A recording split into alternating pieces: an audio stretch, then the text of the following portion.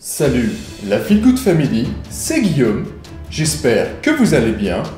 Et aujourd'hui, on se retrouve pour répondre aux grandes questions que tout le monde se pose sur les œufs. Dois-je laver mes œufs?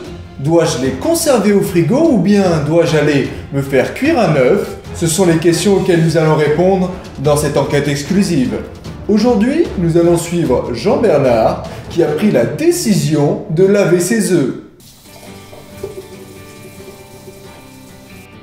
Bonjour, je m'appelle Jean-Bernard. C'est vrai que ça fait un petit moment déjà que je lave mes œufs. Mais nous allons aussi suivre David qui lui a fait le choix de conserver ses œufs au frigo.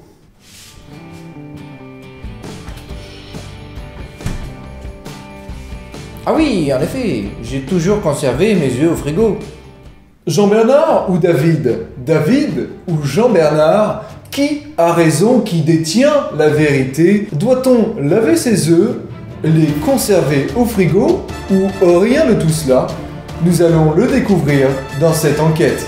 Afin d'en savoir davantage, nous avons demandé au professeur pas content de venir nous expliquer comment il fallait conserver ses œufs. Je vous laisse donc sous ses précieux conseils. Bon les gars, comprenez un truc là. Les œufs, naturellement, quand la poule elle le sort de son cul et que c'est plein de merde, et ben l'œuf il est super bon. Ça c'est la première chose qu'il faut comprendre. Même s'il est dégueulasse, il est super bon.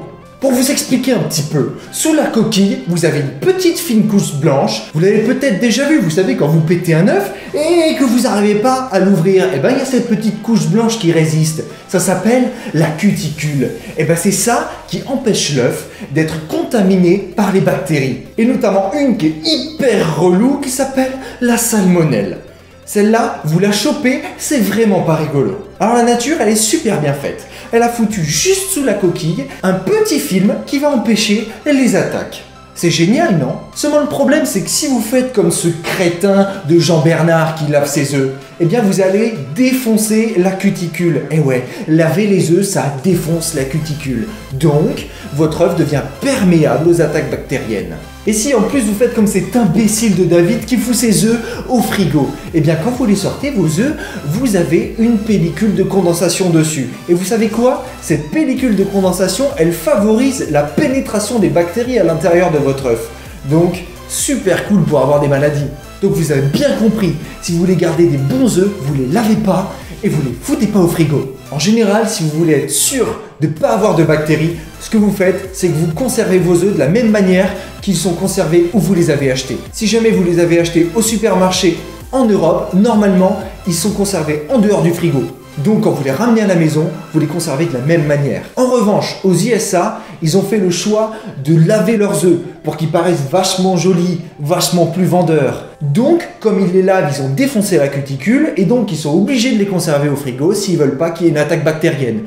Donc, si vous achetez des œufs aux USA, vous les conservez au frigo. Merci professeur pas content.